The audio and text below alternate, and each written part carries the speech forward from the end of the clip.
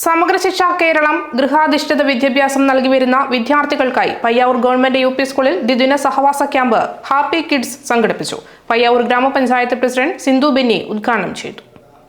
ശയ്യാവലംബരായ കുട്ടികൾക്ക് ഒത്തുചേരലിനുള്ള അവസരം നൽകുക, മാനസികോല്ലാസം ലഭ്യമാക്കുന്ന അന്തരീക്ഷമൊരുക്കുക എന്നീ ലക്ഷ്യങ്ങളോടെയാണ് ക്യാമ്പ് സംഘടിപ്പിച്ചത്. കിടപ്പ് രോഗികളായ കുട്ടികളെ അവരോടൊപ്പം അവരുടെ രക്ഷിതാക്കൾക്കും മാനസികമായ ഒരു ഊർജം നൽകുക എന്നുള്ളത് ഈ ഒരു ക്യാമ്പിൻ്റെ ഉദ്ദേശമാണ്.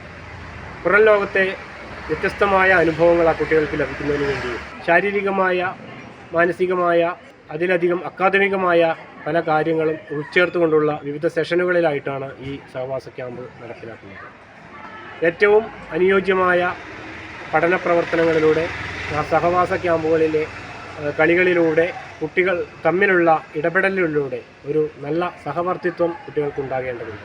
സാമൂഹ്യ ജീവിതത്തിന് ഏറ്റവും അനുയോജ്യമായ ഒരുപാട് പരിപാടികൾ ആസൂത്രണം ചെയ്തുകൊണ്ടാണ് ഈ ക്യാമ്പ് മുന്നോട്ട് പോകുന്നത്.